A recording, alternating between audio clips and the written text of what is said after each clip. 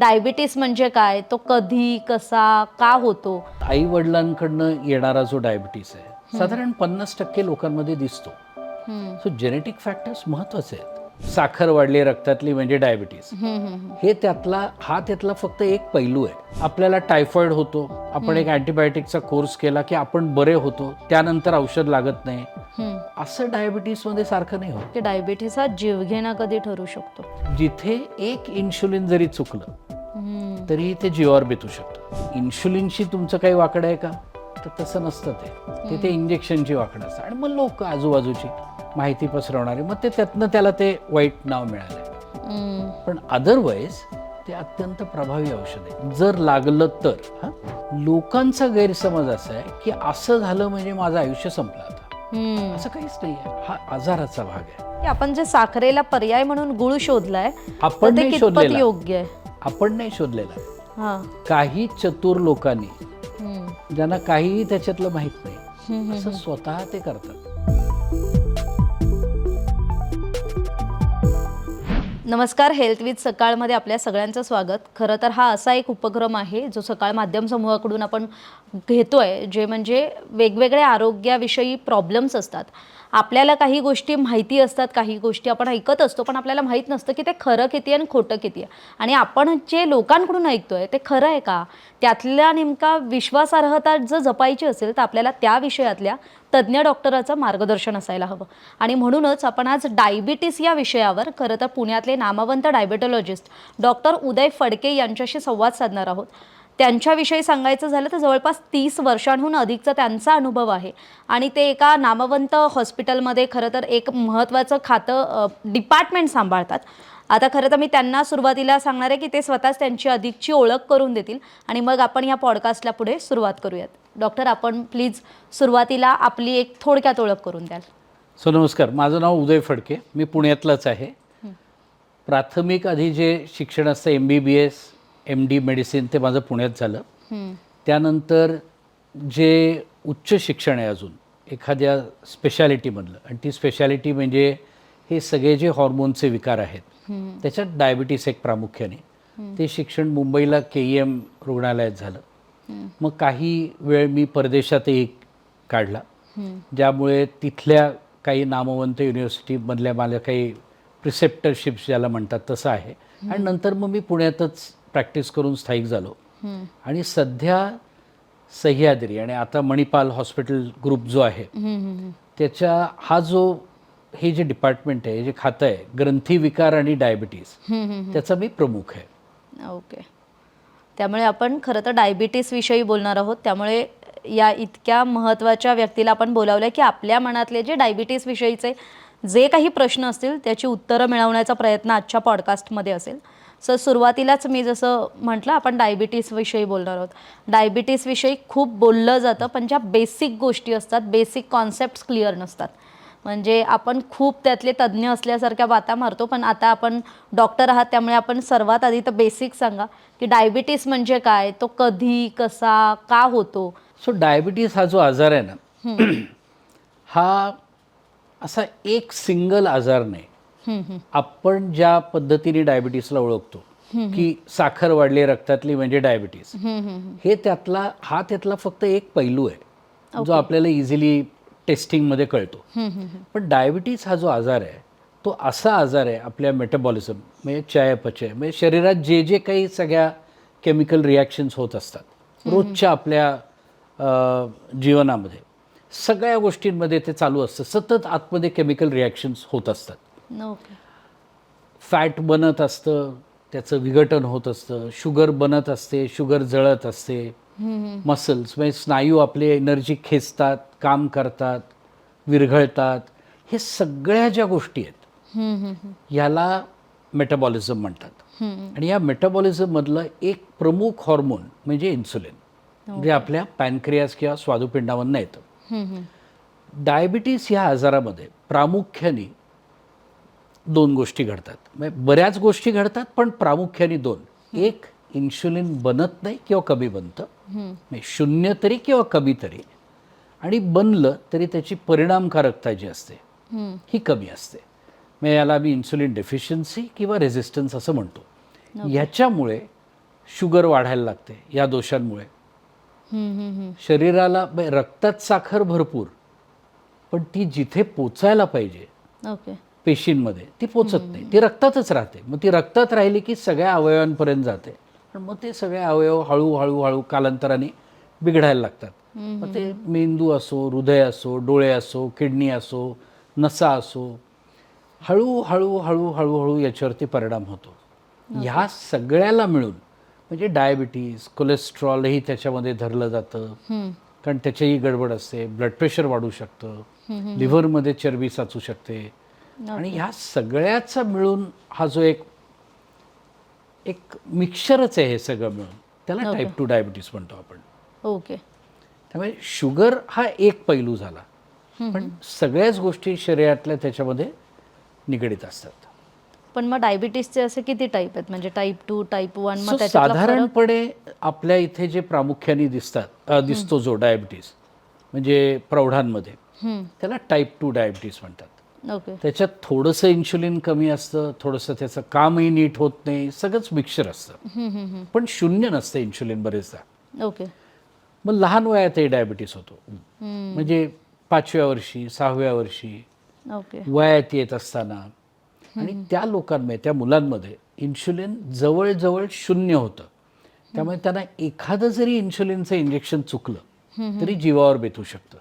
Okay. त्याला आम्ही type 1 diabetes म्हणतो. तो जरा आजार वेगळा आहे, ओके. तो त्याची कारणच वेगळी आहेत. आणि हे जे आपण प्रौढांमध्ये बघतो सर्वसामान्यपणे आपल्या आसपास, त्याला टाईप 2 डायबिटीस म्हणतात. तो जरा वेगळा आहे. म्हणजे टाईप 2 डायबिटीस हा उपचारानं बरा होऊ शकतो, पण बरा म्हणजे ट्रीट सगळेच डायबिटीस करतायत. हो. बरा याचा अर्थ आपल्याला टायफॉइड होतो, आपण एक अँटीबायोटिकचा कोर्स केला की आपण बरे होतो, त्यानंतर औषध लागत नाही, असं डायबिटीसमध्ये सारखं नाही होत. त्याला बरा नाही म्हणता येणार, त्याला नियंत्रणाखाली ठेवता येतं. ओके. मग इतर काही प्रकार आहेत डायबिटीस आहे. उदाहरणार्थ गर्भारपणात होणारा डायबिटीस आहे, त्याला जिस्टेशनल डायबिटीस म्हणतात. किंवा काही हॉर्मोनचे विकार असतात, त्याच्यामुळे शरीरावरती परिणाम होतो, त्यामुळे डायबिटीस होतो. किंवा काही औषधांचा वापर केला जातो इतर आजारांसाठी. उदाहरणार्थ ज्याला स्टिरॉइड्स, लोकांना स्टिरॉइड या नावाने माहिती येते म्हणून, पण ते अनेक आजारांमध्ये वापरले जातात. काही वेळेला ते खूप दिवस वापरायला लागतात. किंवा काही मानसोपचारामध्ये वापरल्या जाणारी औषधं आहेत. हो. बरेच दिवस जर ती घेतली तर कधी कधी त्यांनी पण शुगर वाढण्याकडे कल असतो. अशा ह्या गोष्टी, सो वेगवेगळे प्रकार आहेत ह्याच्यात. पण जो मुख्यत्वे करून आपल्याला दिसतो त्याला टाईप 2 डायबिटीस म्हणतात. ओके. आणि माझा पुढचा प्रश्न हाच होता की डायबिटीस हा जीवघेणा कधी ठरू शकतो? जीवघेणा अशा वेळेला ठरू शकतो.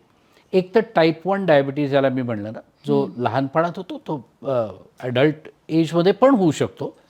पण जिथे एक इन्शुलिन जरी चुकलं तरी ते जीवावर बेतू शकतं, कारण रक्तामध्ये ॲसिड तयार व्हायला लागतं, बऱ्याच गुंतागुंतीच्या गोष्टी होतात. प्रौढांमध्ये ह्या टाईप 2 डायबिटीसमध्ये तुम्ही बराच वेळ डायबिटीसकडे दुर्लक्ष केलं, शुगर सातत्याने जास्त राहिल्या, तर मी मगाशीच म्हणलं ना की अवयव खराब व्हायला लागतात. मग काय हार्टवरती परिणाम होतो, किडनीवर परिणाम होतो, मग ते जीवावरच बेतणार. किंवा ज्याला लकवा म्हणतो आपण, पॅरालिसिस अटॅक, हे सगळी डायबिटीस अनेक दिवस दुर्लक्ष केल्याचे हे परिणाम आहेत. मग ते जीवघेणं ठरू शकतं. हे होई तोपर्यंत काहीच दिसत नाही वरनं. बरेचदा 80-90% लोकांमध्ये काहीच कळत नाही, फिरत असतात लोक, 300 शुगर असेल पण होत काही नसतं वरनं. त्यामुळेच त्यांना असं वाटतं आपल्याला काहीच होत नाही, म्हणून मग दुर्लक्ष होतं. मग ते दुर्लक्ष एका काळापर्यंत चालतं, नंतर मग ते गडबड होते. आणि आपण आता जसं म्हटलात की लहान मुलांनाही होतो डायबिटीस वगैरे, तर म्हणजे नवजात जे बाळ असतं त्यालाही डायबिटीस होऊ शकतो? नवजात बाळाला होणारा डायबिटीस असतो, पण तो अजून फार वेगळा आहे. ओके. खूप रेअर असतो फॉर्च्युनेटली, म्हणजे ते असं वारंवार दिसत नाही.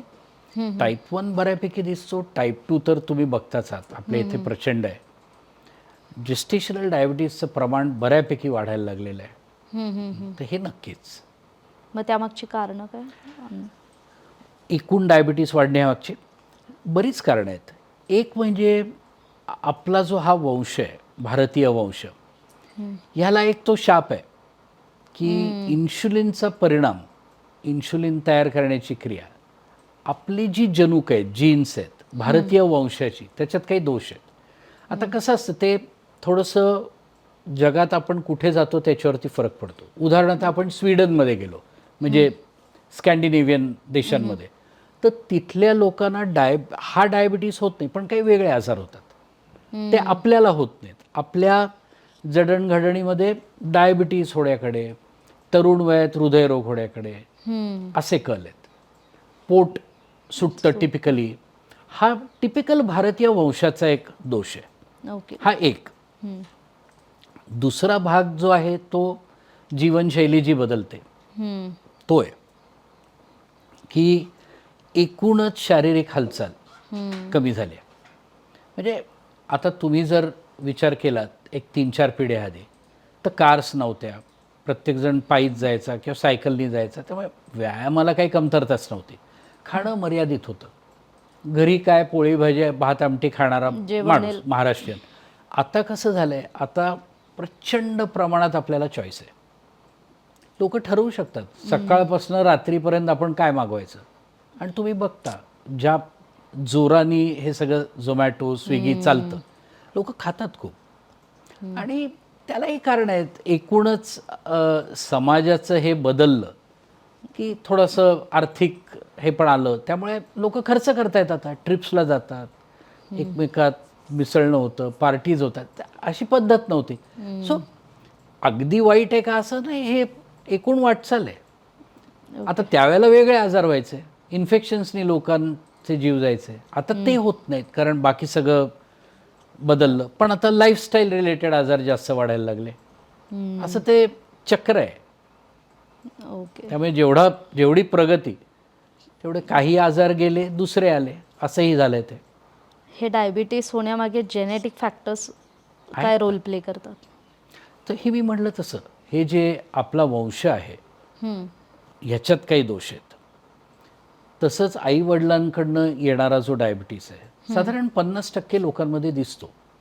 सो जेनेटिक फॅक्टर्स महत्त्वाचे आहेत. ओके. नाहीच आहेत असं नाही. आता उदाहरणार्थ एखाद्या फॅमिलीमध्ये कुणालाच नाही आहे, सो जेनेटिकली तुम्ही सेफ आहात, प्रोटेक्टेड आहात. पण तुम्ही जर लाईफस्टाईल इतकी गडबड केलीत तर केवळ तेवढ्याने पण होईल असं आहे. आणि आधीच जर तुमचं जेनेटिक्स खराब असेल, म्हणजे तुमच्या आईला वडिलांना आहे, त्याच्या आई वडिलांना आहे, किंवा त्यांच्या आई वडिलांना आहे, तर तुम्हाला होण्याचे चान्सेस अजून जास्त. ओके. आणि मग तुमची परत जर लाईफस्टाईल गडबड असेल तर ते डबल रिस्क व्हायला लागते. याचं एक अतिशय महत्त्वाचं उदाहरण म्हणजे इंग्लंडमध्ये, लंडनमध्ये एक एरिया आहे, त्याला साऊथ हॉल म्हणतात. या साऊथ हॉलमध्ये प्रचंड भरणा आहे भारतीय लोकांचा, मुख्यतः पंजाबी तिथे राहतात. ते आहेत वंशनी कोण? पंजाबी, भारतीय. आणि आता लाईफस्टाईल कशी आहे तर युरोपियन देशांसारखी, आर्थिक स्थिती चांगली. त्यामुळे त्यांच्यामध्ये एका छोट्या एरियामध्ये, एका शहराच्या, जगातलं सगळ्यात जास्त प्रमाण आहे स्थूलपणाचं आणि हार्ट डिसीजचं. एक त्या 20 किलोमीटर परिसरात. अरे बापरे. कारण ते दोन्ही फॅक्टर्स एकत्र आलेत, वांशिक आणि लाईफस्टाईल, म्हणजे एन्व्हायरमेंटल ज्याला म्हणतो, आपल्या आजूबाजूची परिस्थिती. अशा दोन्ही डबल हिट तिथे झालेलं आहे. ओके. पण आता आधी कसं होतं की आपला जो ग्रामीण भाग आहे तिथे डायबिटीस कमी होता. हो. कारण शारीरिक श्रम होते, खाणं त्या मनाने बेतात आणि एक नियंत्रित होतं. आता शहरांमध्ये एवढाच जवळजवळ डायबिटीस, थोड्या कमी अधिक प्रमाणात ग्रामीण भागातही व्हायला लागलाय, कारण तिथलीही लाईफस्टाईल बदलली आहे. आता प्रत्यक्ष कसणारा माणूस कमी आहे, मेकनाइज्ड फार्मिंग आहे, त्यामुळे ते बदलत चाललंय सगळं स्वरूप एकूण. मग ही जी सेडेंटरी लाईफस्टाईल आहे किंवा जी वर्क फ्रॉम होमचं जे आता कल्चर आलं आहे, ऑफिसेसमध्ये ऑफिसला न जाता घरून काम करायचं आहे, किंवा काही ऑफिसेसमध्ये गेलं तर 9 to 5 जॉब असतो, बसून असतो. मग ही लाईफस्टाईल आहे, ही पण धोक्याची आहे. मग या काळात काय केलं पाहिजे? आता कसं आहे, कशासाठी काय केलं पाहिजे तुम्हालाही बदलायला लागणार आहे. आ, आता बदलायला लागणार आहे म्हणजे त्याच्यात तुम्हाला हा आधी पहिल्या प्रथम ही जाणीव निर्माण करायला पाहिजे की आपल्याला आजार झाला नाही पाहिजे. याच्यात दोन गोष्टी आहेत. तुम्ही आजार झाल्यानंतर काहीतरी कॉम्प्लिकेशन झाल्यानंतर मग मी सुरू करेन असे म्हणणारे आहेत लोक की आता माझी अँजिओप्लास्टी झाली, आता माझा बायपास झाला, आता मी काहीतरी पाळेन. पण आता उशीर नाही का झालेला? ठीक आहे, आत्ताही करा, असं नाही की तेव्हा केलं ते उपयोग होणार नाही, होईल उपयोग, पण खूप लेट झालाय. तुम्ही होऊच नये म्हणून जर काही आता इतकं लोकांचे विचार प्रगल्भ नाही आहेत की अगदी पहिल्यापासून. मग निदान जे लिहिलं जातं, लोक सांगतायत त्याकडे लोक फार लक्ष देत नाहीत, कारण त्रास नाही वरकरणी, मग ते कशाला करायचं असं ते थोडंसं गडबड आहे. पण ते जर करायला लागलं तर डायबिटीस आपण पुढे ढकलू शकतो ना. जरी आपल्या घरात रिस्क असले तरी जर आपण होऊ नये म्हणून काही प्रयत्न पहिल्यापासूनच सुरू केले तर जवळजवळ 57% असं त्याचं एक फिगर आहे, म्हणून मी सांगतोय ते आपण डायबिटीस पुढे ढकलू शकतो अनेक वर्ष. ते फायद्याचं आहे. त्यासाठी काय करायचं? त्याच्यासाठी तुमचं वजन नॉर्मल ठेवायचं. तुमच्या आदर्श जे वजन येते ते करण्यासाठी 2, 3, 4 गोष्टी महत्त्वाच्या आहेत. लाईफस्टाईल म्हणजे काय असतं तुम्हाला सांगतो मी. लाईफस्टाईलमध्ये आम्ही 5-6 गोष्टी सांगतो. नंबर 1 सगळ्यात महत्त्वाचं म्हणजे पथ्य आहे. म्हणजे तुम्ही किती खाता, तुम्हाला गरज किती आहे आणि तुम्ही किती खाता याचं एक सांगड लागली पाहिजे.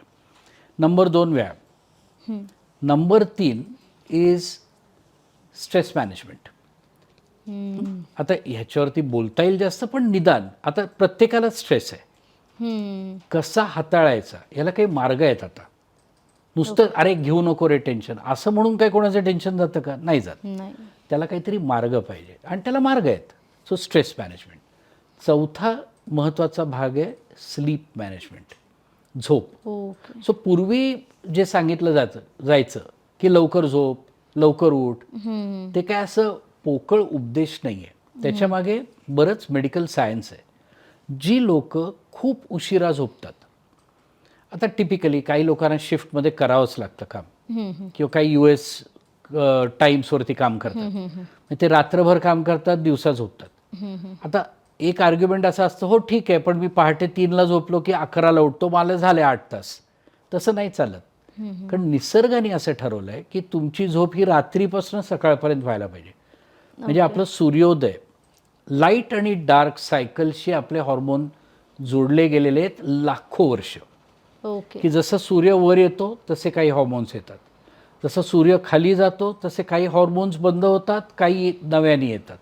आता तुम्ही जर ते उलटलं तर ती सगळी सायकल बिघडते. सो स्लीपमध्ये तुम्ही कसे झोपता, म्हणजे तुमच्या स्लीपची गुणवत्ता काय, क्वालिटी आणि ड्युरेशन काय, हे दोन्ही गोष्टी महत्त्वाच्या आहेत. आणि असं सगळं हे 4-5 भाग झाले.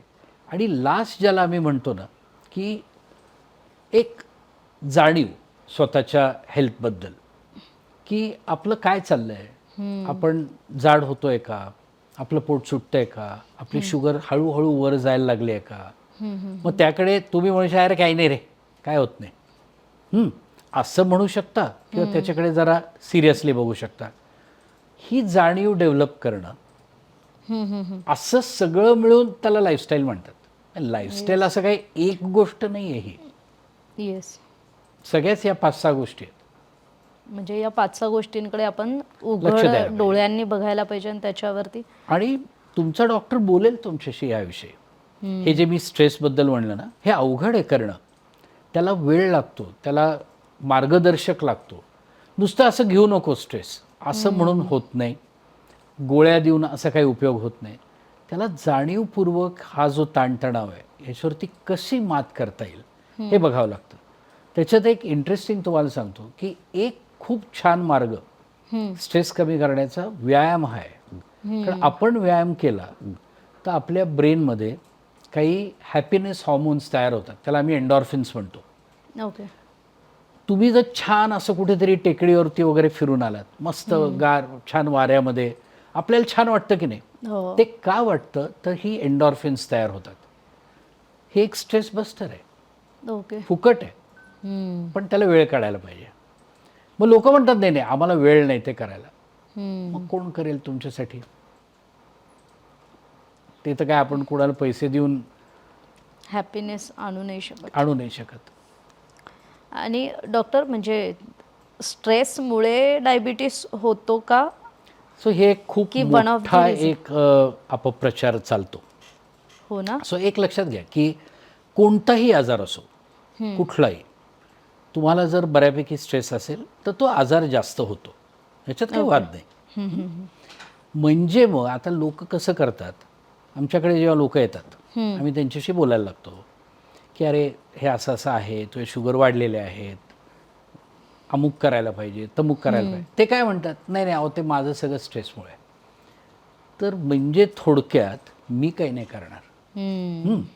मग मी त्यांना असं विचारतो की आपल्या शरीरामध्ये असा काही सेन्सर आहे का काही की तुला झालेला डायबिटीस हा तुझा बॉस त्रास देतोय रोज म्हणून झालाय का तू लक्ष देत नाहीयेस म्हणून झालाय? आणि मग जर ते बॉसमुळे झाला असेल तर जाऊ देत, किडनीला काही त्रास होणार नाही, असं काही सेन्सर बसवलाय कोणी? सो काहीही जरी डायबिटीस असला तरी तो ट्रीट करायलाच पाहिजे. आणि इतकाच स्ट्रेस असेल खरंच तर घेऊ ना आपण त्याच्यासाठी एक चांगलं प्रोफेशनल जर ओपिनियन घेतलं. यासाठी सायकॉलॉजिस्ट आहेत, ते मार्ग दाखवतात, त्याला कॉग्निटिव्ह बिहेवियर थेरपी म्हणतात. कारण औषध देऊन नाही ना काय उपयोग. आपल्या शेजारची परिस्थिती रोज तीच राहणार आहे, हो. ती कशी हाताळायची हे शिकवलं जातं तज्ज्ञ लोकांकडनं, आणि त्याला काही मार्ग आहेत. पण नुसतं मला स्ट्रेस आहे मला डायबिटीज झाला त्याला काय अर्थ काही नाही बरं का. वाढतो डायबिटीज पण नुसतंच त्याने होतो हे चुकीचं आहे. आणि जरी झाला तरी तो ट्रीट करावाच लागतो, तो काही वेगळा नाही. असं आहे. मग डायबिटीस म्हणजे असं कायम आपण बघतो की डायबिटीस असणाऱ्या व्यक्तीला आहारावर नियंत्रण ठेवलं पाहिजे किंवा त्याच्या ताटातल्या पदार्थांमध्ये आणि ताटातही मीठ, साखर, तेलकट पदार्थ जास्त नसावेत असं डॉक्टरांचा सल्ला असतो. तर यामागचं कारण काय असं? कारण काय असतं, आपण जे खातो ते आपल्या शरीरात जातं. आपल्या खाण्यामध्ये 3 महत्त्वाचे घटक असतात.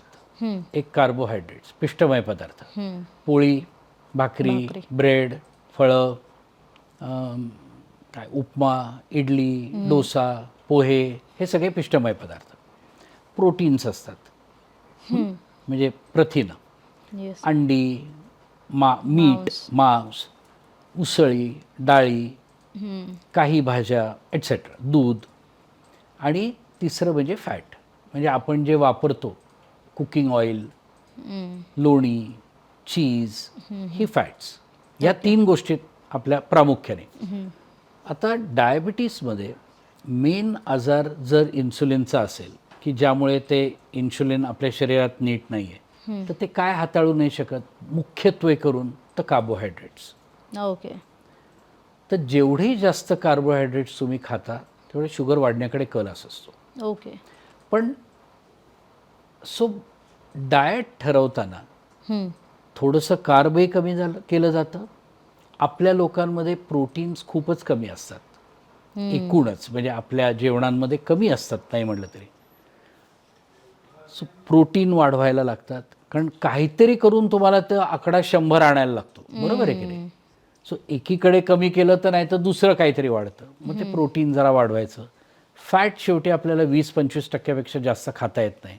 ओके. सो उरलेले 75%मधलं तुम्ही साधारण एक 20-25% प्रोटीन, 50% कार्बोहायड्रेट असं जर प्रमाण ठेवलं तर त्यातल्या त्यात बरं. हे अगदी ढोबळमानाने. पण त्याच्यात अनेक इतर गोष्टी केल्या जातात की हल्लीच्या दिवसात ते कसं आपल्याला पोळीच्या ऐवजी जरा पोळीसारखंच काहीतरी सदृश खाऊन थोडं अजून कमी कार्बोहायड्रेट मिळेल किंवा त्याच्यात जास्त भरड कशी घालता येईल, अशा बऱ्याच गोष्टी केल्या जातात. पण प्रामुख्याने ह्या 3 गोष्टी. ओके. आता ह्या कार्बोहायड्रेटमध्ये तुम्ही 2 प्रकार असतात कार्बोहायड्रेटचे. एक जाड भरड असतं, म्हणजे किंवा एक अगदी खाल्ल्या खाल्ल्या विरघळणारं असतं.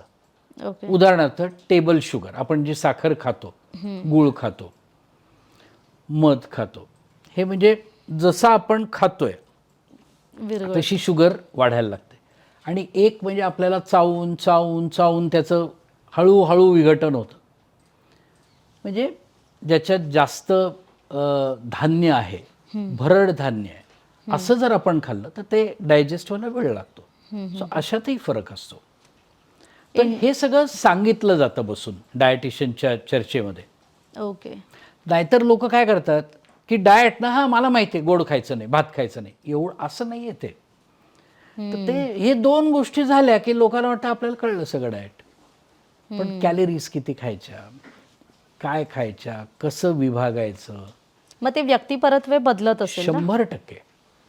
प्रत्येक माणूस हा वेगळा आहे. हम्म. त्यामुळे त्याला काय देणं गरजेचं आहे. आता उदाहरणार्थ तामिळनाडूमधनं माणूस इथे पुण्यात येऊन राहिला आहे आणि तुम्ही त्याला जर सांगितलं की तू दुपारी भाकरी खा आणि पालेभाजी खा, त्याने आयुष्यात कधी जर हे खाल्लं नसेल तर तो खाऊ नाही शकणार. म्हणजे खाईल तुम्ही म्हणताय म्हणून 4 दिवस, पण ते त्याचं नैसर्गिक खाणं नाही. पण त्याच्या खाण्यामध्ये कसा बदल करता येईल असा विचार करायला लागतो. तुम्ही महाराष्ट्रीयन माणसाला जर काहीतरी सांगितलं की तू काहीतरी ओट्स खा आणि क्विनवा खा, त्यांनी कधी ऐकलेलंही जे नाही आणि जे काहीच्या आवाच्या सवा महाग आहे, ते कशासाठी द्यायचं? जे उपलब्ध आहे त्यात बदल मग कसे करायचे हे सांगितलं जातं. नाही, मग आपण जर आता महाराष्ट्रीयन थाळी म्हणत असू, आपण सर्वसामान्य माणसाच्या घरात जे असतं ते आपल्या ताटात असते पोळी, म्हणजे काही ठिकाणी चपाती सुद्धा म्हणतात, पोळी, चपाती, भाकरी. मग त्या भाकरी असते, भाजी असते, वरण भात असतं, एखादी चटणी असते, पापड असतं, लोणचं असतं. पापड पण अगदी रोज असेल असं नाही, काही ठिकाणी खातात, काही ठिकाणी ओकेजनली असतं. हां, कोशिंबीर असते, सलाड असतं.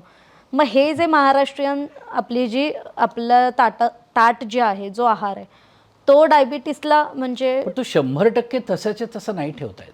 हां. आता तुम्ही जर कोशिंबीर बघितली काकडीची, तर तुम्ही छान खमंग कोशिंबीर करू शकता की नाही? भरपूर दाण्याचं कूट, फोडणी.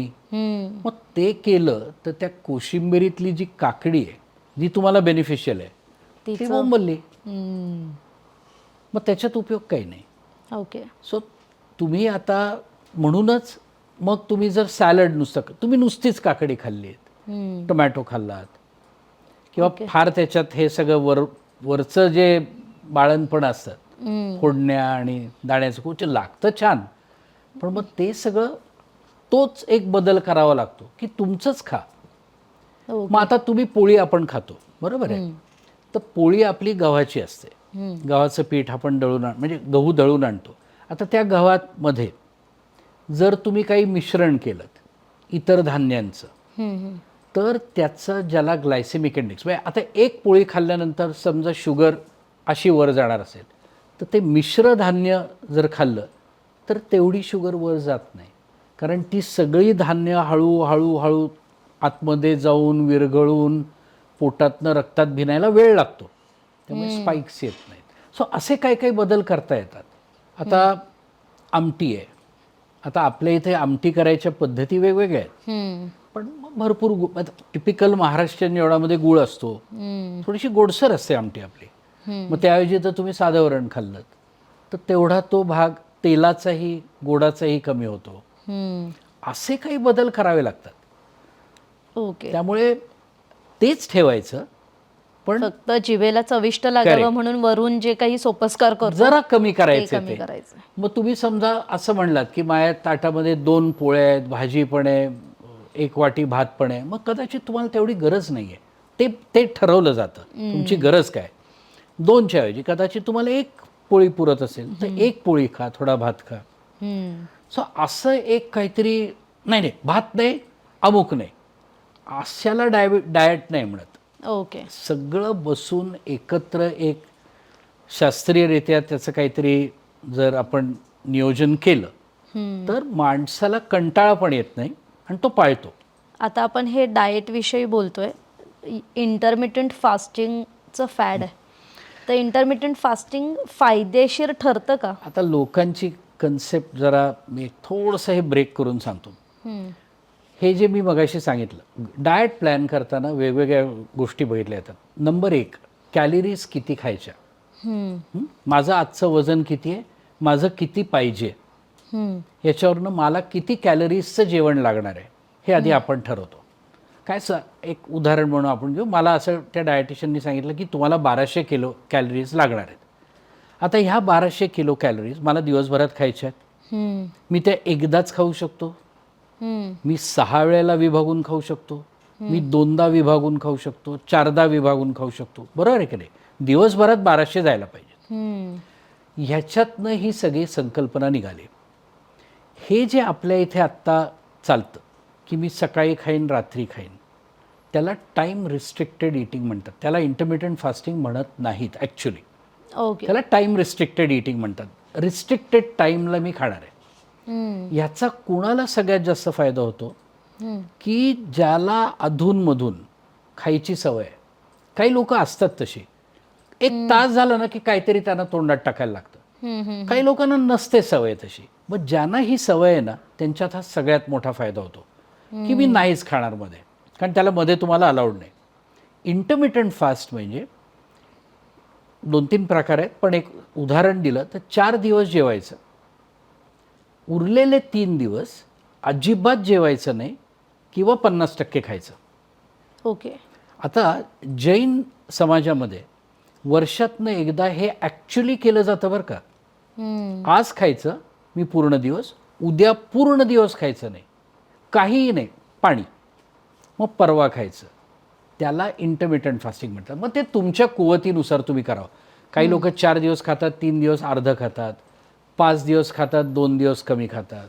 किंवा आपल्याकडे पूर्वी उपवास असायचे. आता तो उपवास जो आहे हा उपवास आहे.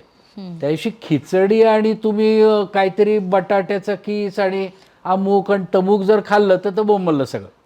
उपवास याचा अर्थ लंघन, काहीही खायचं नाही, चालतं.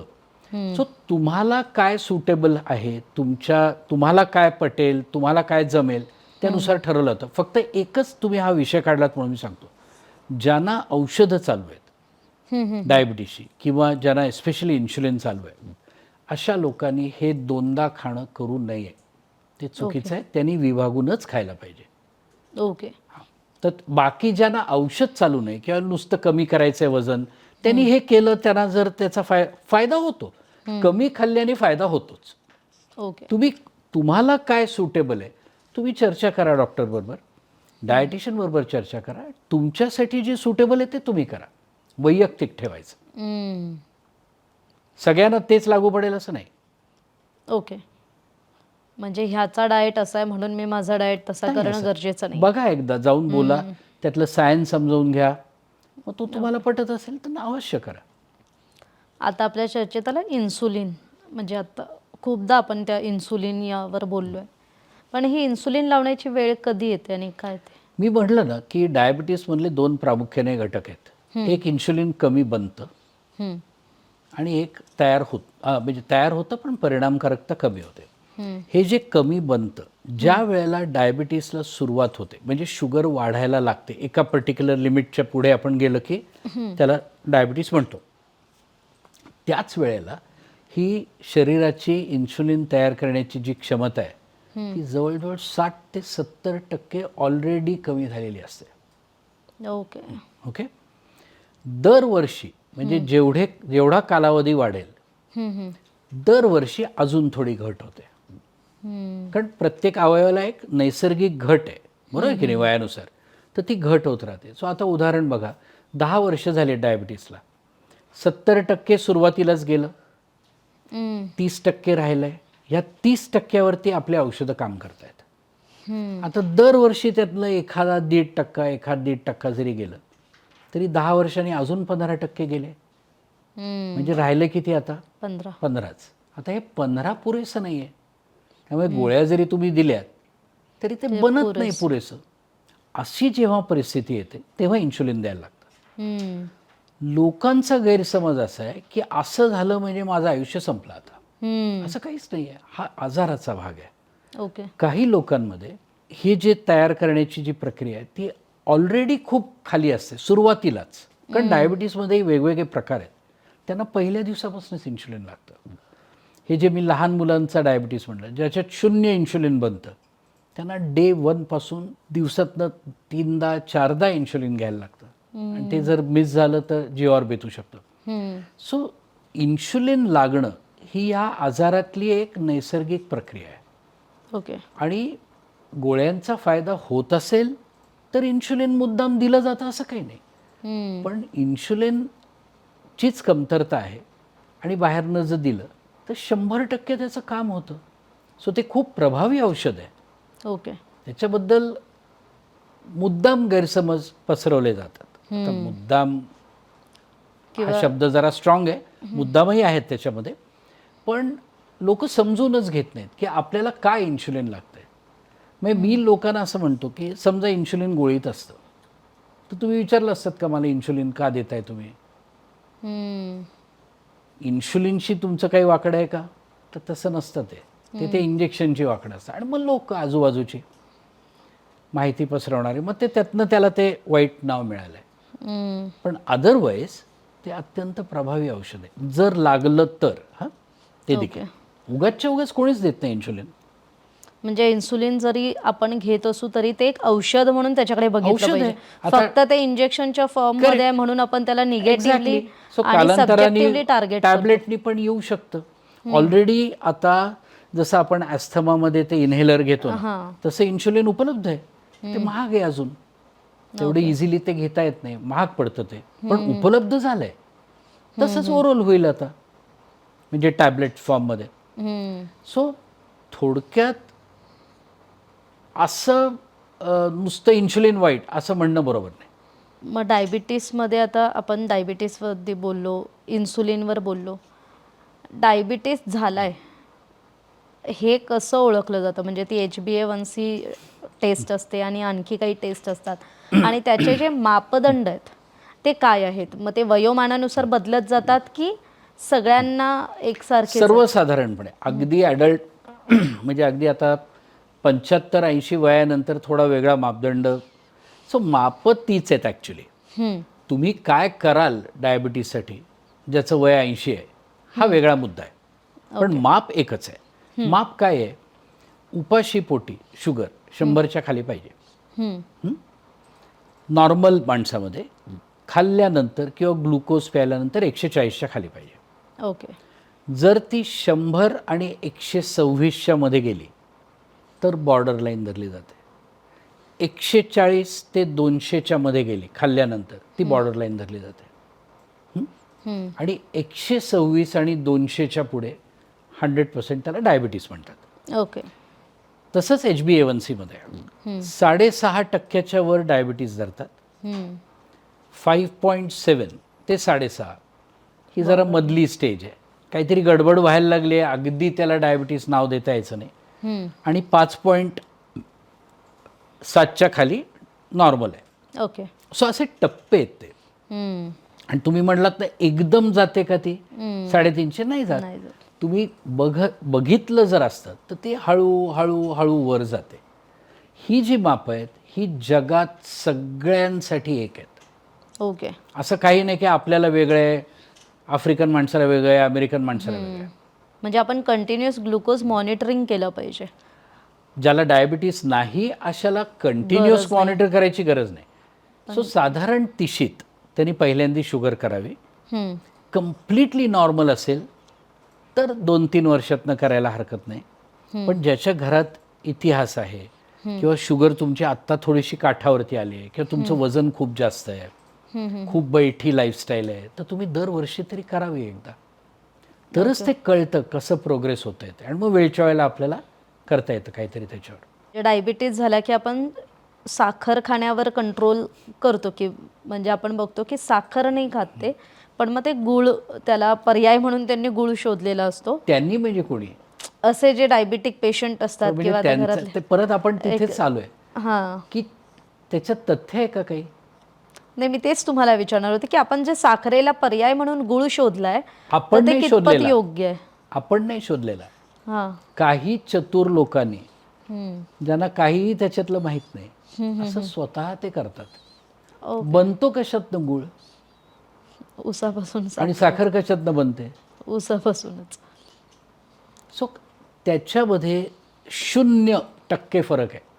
तुम्ही गूळ खाल्लात काय आणि साखर खाल्लीत काय, ओके. सेमच आहे. सो दोन्ही टाळायला पाहिजे.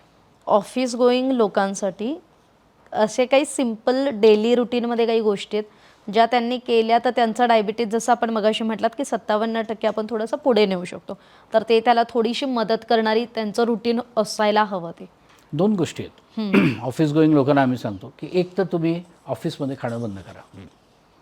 बऱ्याच ऑफिसेसमध्ये स्पेशली तुम्ही जर IT मल्टीनॅशनल कॉर्पोरेशन्स वगैरे बघितलेत तर त्यांची अशी प्रचंड स्टॉक्ड अशी कॅन्टीन्स असतात बघा, आणि ते दिवसभर तिथे उपलब्ध असतं काहीतरी खाणं. मग आणि ते रिच फूड असतं कारण ते स्टॉक्ड असतं तिथे.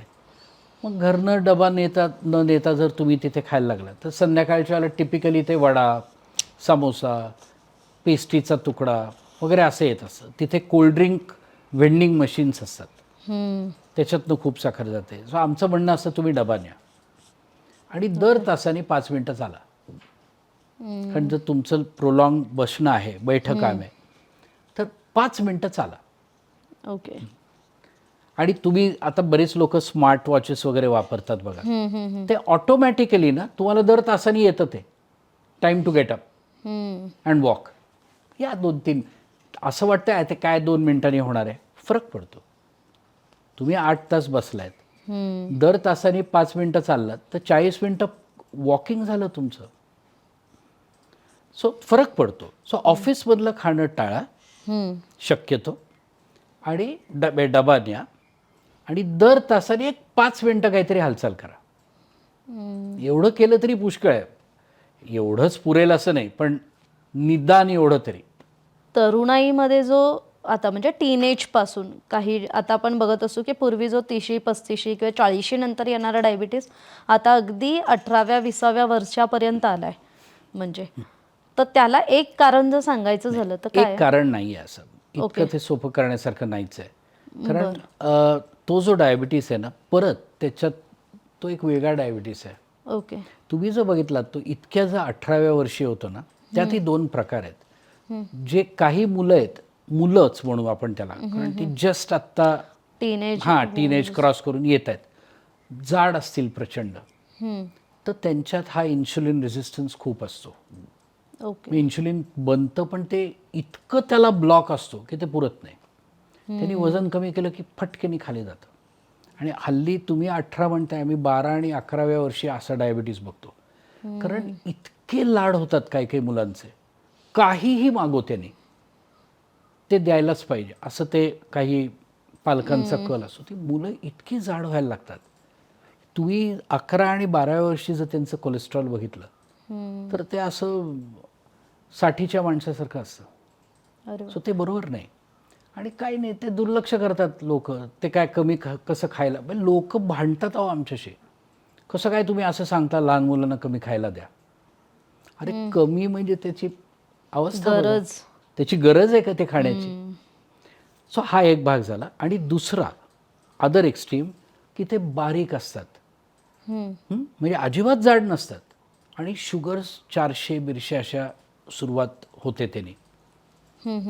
तो डायबिटीस वेगळा, त्यांच्यात इन्शुलिन बनत नाही, त्याची कारणं काही वेगळी आहेत. सो तो एकच असा डायबिटीस नाही आहे तरुणाईतला. सो दोन्ही एक्स्ट्रीम्स आहेत. एकात अजिबात इन्शुलिन खूप कमी बनायला लागतं, आणि एकांमध्ये बनतं पण खूप त्याला ब्लॉक असतो. कारण वजन, पोटाचा घेर सगळा असा इथे काळेपणा, मानेचा घेर मोठा असतो, बैठा असतात. काय खेळतोस? मी कॉम्प्युटर गेम खेळतो 2 तास, असं म्हणणारी मुलं आहेत. तर त्याला आता काय, एकूण समाजातला हा जरा गोंधळ आहे. आता आपण पॉडकास्टच्या शेवटाकडे येतोय. म्हणजे मला आता पुन्हा एकदा एक महत्त्वाचा प्रश्न विचारायचा की असं एक मिथ डायबिटीसबद्दल आपण बोललोय, त्याच्यात बऱ्यापैकी मिथ्सवर बोललोय आपण, म्हणजे साखर, गूळ वगैरे, पण असं एक मिथ जे आपल्याला लोकांचं आज लोकांना ते सांगायचं की हे खरंच चुकीचं आहे, याचा अपप्रचार झालेला आहे, तर ते मिथ आपण दूर करावं लोकांचं. सो 2 महत्त्वाच्या गोष्टी मी सांगतो. एक असा अपप्रचार झाला आहे की डायबिटीसनी काही फारसं होत नाही, उगाच लोकांनी पसरवलेलं आहे. बरेच ठिकाणी तर मी ॲक्च्युली आर्टिकल्स वाचलेत की हा फार्मा इंडस्ट्री म्हणजे औषध तयार करणाऱ्या ज्या कंपन्या कंपन्या आहेत आहेत. त्यांनी वाढवलेला हा आजार आहे, म्हणजे त्यांची औषधं विकली जातील, असा एक अपप्रचार आहे. अशा लोकांना माझं सांगणं असं आहे की तुम्ही डायबिटीसमुळे काय होतं खरंच असे सिरियस पेशंट बघितलेले आहेत. तुम्हाला देव करो कधीही असं न हो, पण एखाद्याला जर झालं की किडनी खराब झाली, पाय कापावा लागला, तरुण वयात हार्ट अटॅक आला, काय परिस्थिती होईल विचार करा तुम्ही, पूर्ण कुटुंबाची. सो दुर्लक्ष करू नका. डायबिटीस हा सायलेंट आजार आहे आणि तो कधीतरी तुम्हाला चावणारच. तो आज नाही तर 10 वर्षांनी. त्यामुळे त्याला सायलेंट किलर म्हणतात. करेक्ट. त्यामुळे जिथे लोक बघू बघू बघू चालतं ते ह्याच्यामुळे चालतं. आज काही होत नाही आहे. आणि दुसरा त्याहीपेक्षा सिरियस अपप्रचार असा आहे की जे मॉडर्न मेडिसिन आहे, माझं असं म्हणणं नाही की तुम्ही औषध काय घ्यावं, तुमची वैयक्तिक तुमचे चॉईस आहे, परंतु असा एक अपप्रचार आहे की मॉडर्न मेडिसिनने किडनी खराब होते. हे कोणी काढलंय आयडिया हे माहीत नाही, पण हा सिस्टमॅटिक अपप्रचार चालतो की कुठलीही गोष्ट काहीतरी मला तुम्ही सांगताय एवढे वर्ष घ्या म्हणजे माझी किडनी होणारच खराब. मला सांगायचं लोकांना की किडनी डायबिटीस अनकंट्रोल्ड असल्याने खराब होते, औषधाने नाही. मग तुम्ही लेट आलात आणि मग औषध सुरू केलं आणि ती किडनी परत फेल झाली तर लोक म्हणायला काय मोकळे, आधी मी छान होतो, तुमच्या औषधांमुळे माझी किडनी खराब झाली. सो अशी कोणतीही औषधं जगामध्ये कुणालाही विकायला तयार करायला परवानगी नाही. प्रत्येक मॉडर्न मेडिसिनमधलं औषध हे हजारो पेशंटच्या शास्त्रीय चाचणीनंतर बाजारात आणलं जातं. प्रत्येक सरकारच्या त्याच्यावरती नियमन करणाऱ्या काही संस्था असतात. भारतामध्ये ड्रग कंट्रोलर जनरल नावाची संस्था आहे, DCGI म्हणतो. ते सतत बघत असतात की अरे हे औषधाचे काही गडबड होते का, ते विड्रॉ केलं जातं. आणि जगभर असे एजन्सीज आहेत. तर असा अपप्रचाराला बळी पडू नका. आणि लास्ट मी सांगतो, लोक काहीतरी सांगतात ते आम्ही गुगलवर वाचलं. गुगलवर उपलब्ध काहीही असतं, काहीही तुम्ही वाचू शकता गुगलवर. आणि गुगलचं तुम्हालाही माहिती आहे एक अल्गोरिदम असतो, तुम्ही काय विचारता त्यानुसार ते सांगतं. तुम्ही पहिलंच जर वाक्य म्हणलात की ह्या गोष्टीचा साईड इफेक्ट काय, की ते तुम्हाला सगळं तिकडे नेतं. तुम्ही इफेक्ट काय हा कधीच जर विचारला नाहीत तर ते अल्गोरिदम चेंज होतो. त्यापेक्षा बसा, तुमच्या ओळखीतल्या तुमच्या विश्वासातल्या डॉक्टरांशी सखोल नीट चर्चा करून, मी जे मगाशी म्हणलं ना, जाणीव बदला. नुसतं काहीतरी हा शेजारचा असं म्हणला, त्याच्या मावशीचं असं झालं, त्याच्यावर काय अर्थ काही नाही. त्या असे नुसत्या कथा आहेत, त्याला काही अर्थ काही नसतो. सो एक शास्त्रीय दृष्टिकोन ठेवा आणि या आजाराकडे बघा. आता जे प्रेक्षक बघतात त्यांच्यासाठी मला एक सांगायचं, डॉक्टर आपण हे सांगा की आपण जेव्हा गुगलवर एखादी गोष्ट वाचतो ती पटकन त्याच्यावरून आपण एक आपलं मत बनवतो, पण एक डॉक्टर व्हायला किती कालावधी लागतो. म्हणजे आजचे जे डॉक्टर आहेत ते डायबेटॉलॉजिस्ट म्हणून मी त्यांना बोलावलं आहे, पण ते हार्मोन्सबद्दलचे जे विकार आहेत आणि त्यांची स्पेशालिटी काय आहे ते आधी समजून घ्या. म्हणजे मग यापुढे जेव्हा तुम्ही गुगलवरती काहीतरी वाचाल ना, मग तुम्हाला डॉक्टरांचं महत्त्व कळेल. डॉक्टर सर्वसाधारणपणे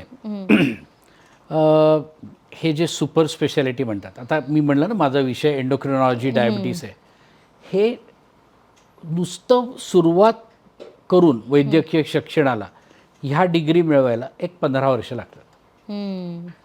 आणि त्यानंतर मग हळूहळू तुम्हाला थोडीशी अक्कल यायला लागते, कारण तुम्ही जास्त पेशंट बघता, तुम्ही अनेक मीटिंग्स अटेंड करता.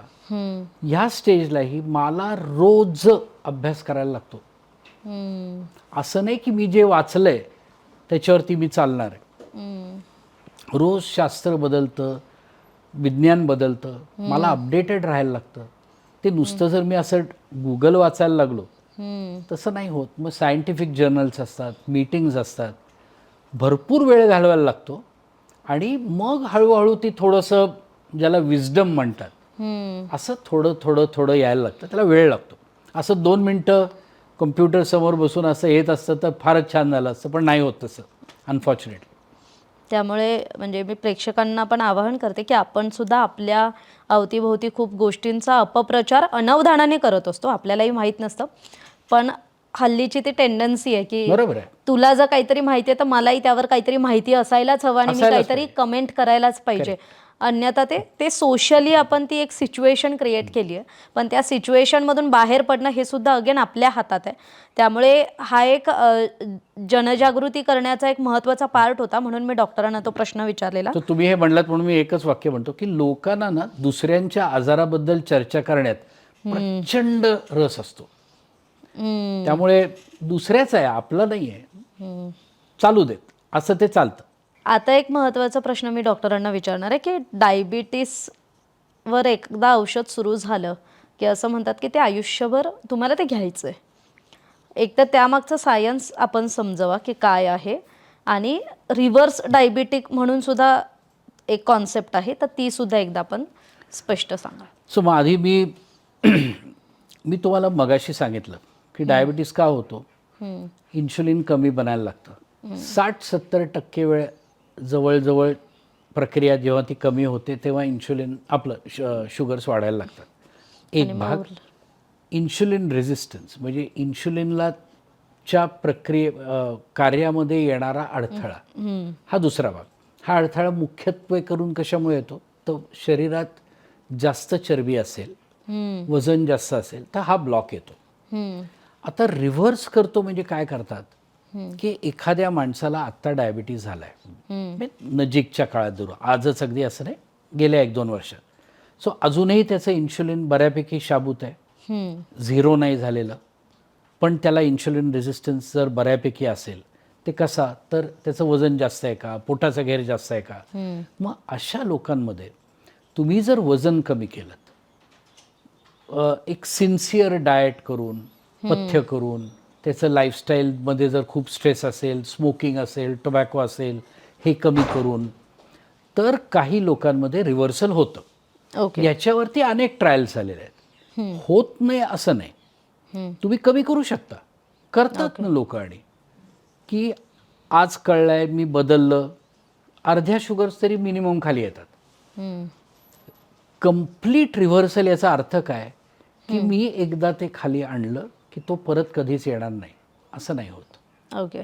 त्यालाही शेवटी मर्यादा आहे. आणि बेस्ट ऑफ रिसर्च सेंटर्समध्ये जिथे शास्त्रीय चाचण्या झाल्या, क्लिनिकल ट्रायल्स म्हणतात, तिथेही काय लक्षात आलं की 1-2 वर्षापर्यंत तो खाली येतो आणि मग 3ऱ्या-4थ्या वर्षी परत तो जायला लागतो.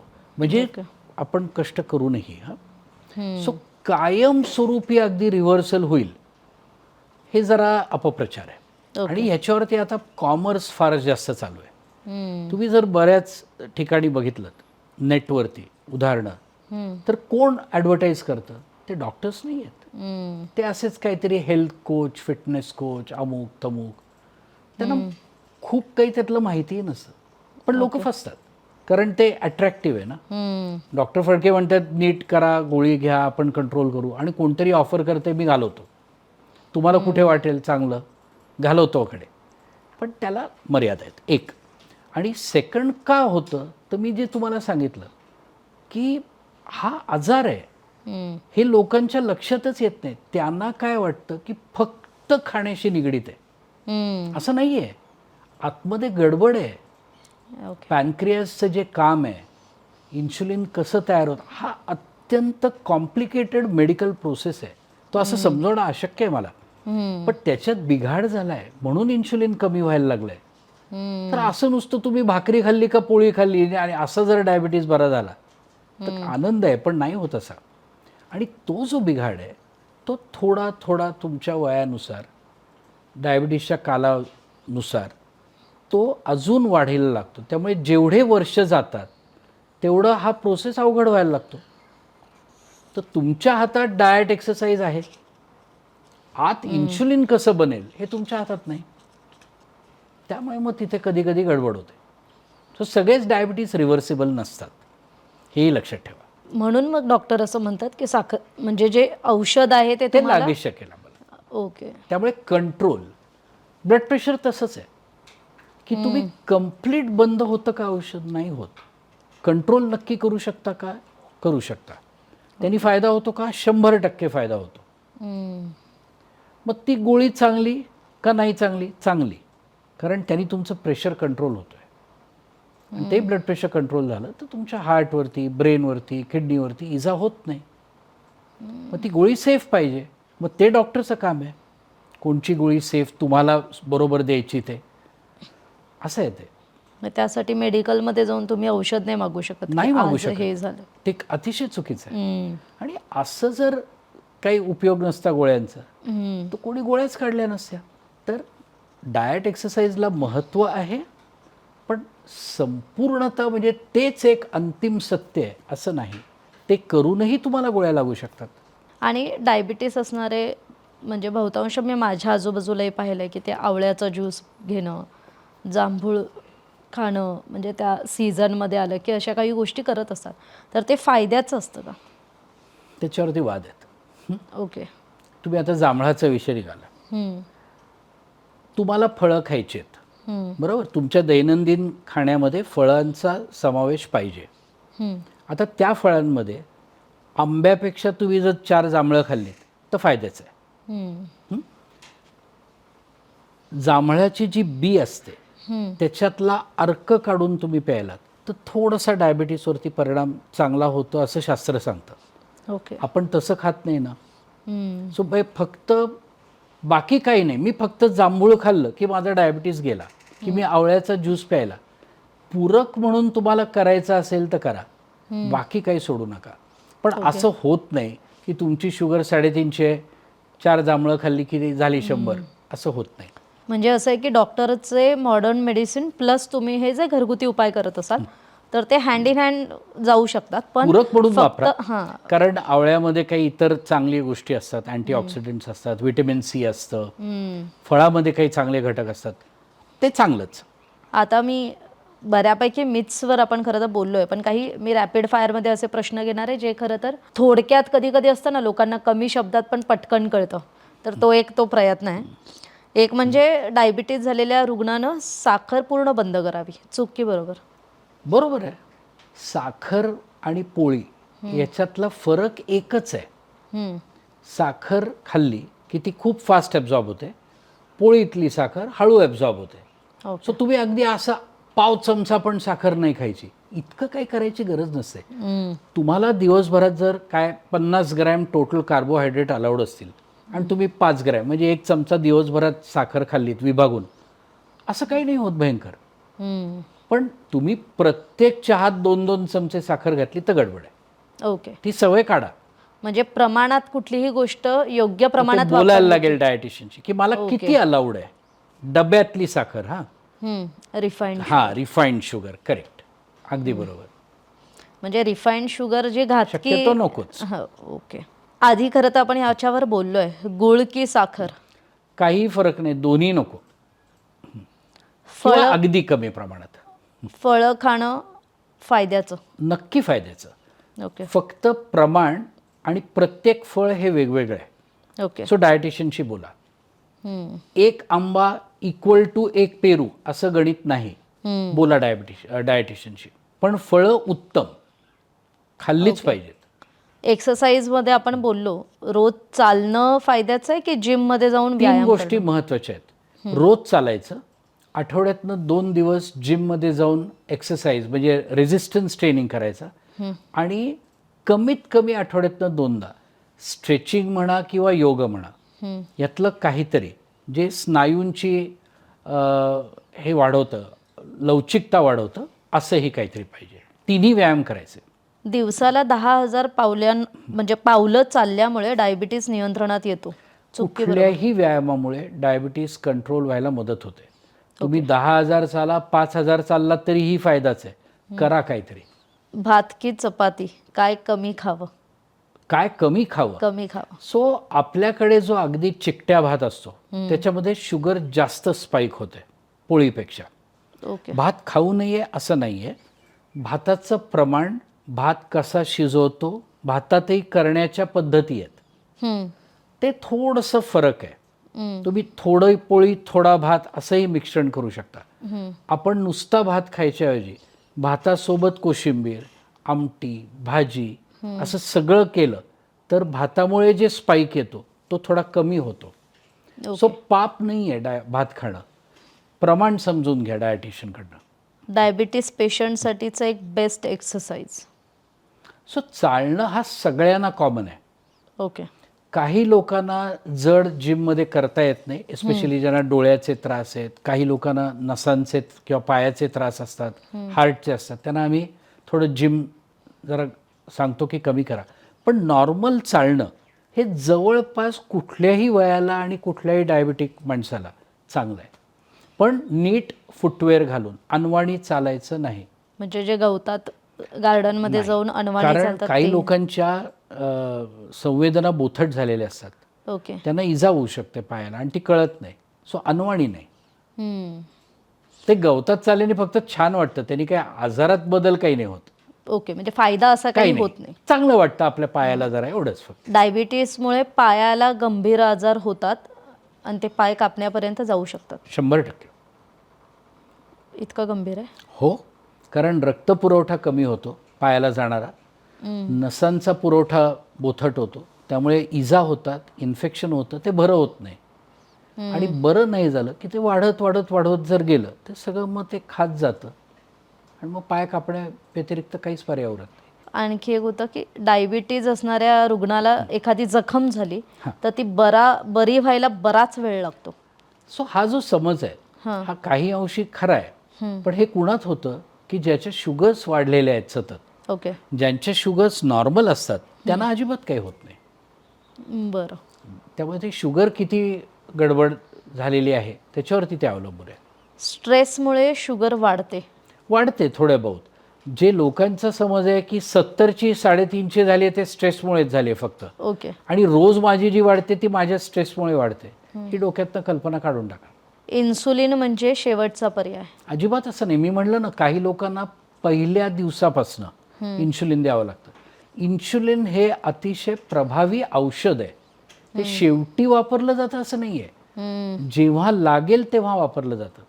आपण एखाद्या इन्फेक्शनला कधी काही टॅबलेट असतात, कधी काही इंजेक्टेबल पण असतात, ते डॉक्टर ठरवतो ह्या माणसाला काय बरोबर आहे. ओके. शेवटचा वगैरे असं काही नाही आहे, प्रभावी उपाय आहे. सो म्हणून इंजेक्शन असल्यामुळे गोळ्या जर काम करत असतील तर इन्शुलिनची गरज नसते, पण जर नसतील काम करत तर अतिशय प्रभावी आहे. डॉक्टर, आपलं पॉडकास्ट आता एक अगदी शेवटच्या टप्प्यात आहे.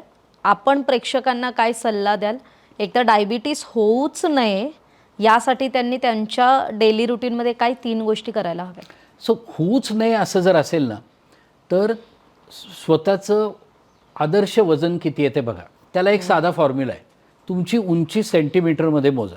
समजा तुमची उंची 170 सेंटीमीटर आहे, तर तुम्ही त्याच्यातनं 100 वजा करा, म्हणजे तुम्हाला आदर्श वजन मिळेल. म्हणजे 170 उणे 100 म्हणजे 70 किलो. हे 70 किलो तुम्ही सतत राहिलं पाहिजे त्याच्या जवळपास. ते करण्यासाठी डाएट आणि एक्सरसाइज जर केला तर सगळ्यात अधिक फायदा होतो डायबिटीस टाळण्यामागे. ओके. हा एक ॲडवाईस. तुम्ही हा सल्ला पाळा आणि तुमच्या आसपासच्या लोकांनाही सांगा, आणि एस्पेशली तुमच्या मुलांना सांगा. दुसरा, शास्त्रीय दृष्टिकोन ठेवा डायबिटीसबद्दल. नीट वाचा. डायबिटीस हा सिरियस आजार आहे, पण तो सायलेंट आहे. आणि औषधांविषयी उगाच काहीतरी गैरसमज मनात बाळगू नका. स्पष्टपणे बोला डॉक्टरशी. आजारामुळे अवयव खराब होतात, औषधांमुळे नाही, हे खूप महत्त्वाचं लक्षात ठेवा. आणि जर तुम्ही डायबिटीस नियंत्रणामध्ये ठेवलात, कोलेस्ट्रॉल नियंत्रण ठेवलं, ब्लड प्रेशरचं नियंत्रण ठेवलं, तर इतर सर्वसामान्य लोकांसारखंच चांगलं आयुष्य डायबिटिक व्यक्ती जगू शकते हल्लीच्या दिवसामध्ये. हे माझ्या दृष्टीने हे 3 खूप महत्त्वाच्या गोष्टी आहेत. Thank you so much doctor. म्हणजे डायबिटीस हा आयुष्यभराचा आजार जरी असला तरी डॉक्टरांनी जे शेवटचे 3 महत्त्वाचे सल्ले दिलेत ना, ते अत्यंत महत्त्वाचे आहेत. की आपण म्हणजे नियमित व्यायाम केला पाहिजे, कंट्रोल्ड डाएट असलं पाहिजे आणि वेळेवर तपासण्या केल्या पाहिजेत, जेणेकरून आपल्याला जो होणारा डायबिटीस आहे तो आपल्याला टाळता येईल, किंवा जर तो झाला आहे तर त्यावर सुद्धा आपण योग्यरित्या मात करू शकू. तर डॉक्टर, खूप खूप आभार आपले, की आपण खूप महत्त्वाचा विषय आहे हा डायबिटीस, ज्याला सायलेंट किलर म्हणतात. लोकांना काही लोकांना भीती आहे, काही लोकांचा त्याच्याकडे बघण्याचा ॲटिट्यूडच वेगळा आहे की ते त्याच्याकडे दुर्लक्ष करतात. पण आजच्या चर्चेतून मला वाटतं लोकांना बऱ्यापैकी याचं गांभीर्य किंवा सिरियसनेस डायबिटीसचा कळला असेल. तर आजच्या भागात आपण इथेच थांबणार आहोत. पुढच्या आठवड्यात आपण नवीन विषयासह नव्या तज्ज्ञ डॉक्टरांसोबत भेटूयात. तोपर्यंत पाहत राहा सकाळ. आणि हा एपिसोड जर आपल्याला माहितीपर वाटला असेल, महत्त्वाचा वाटला असेल तर फॅमिली आणि फ्रेंड सर्कलमध्ये शेअर करायला विसरू नका. धन्यवाद.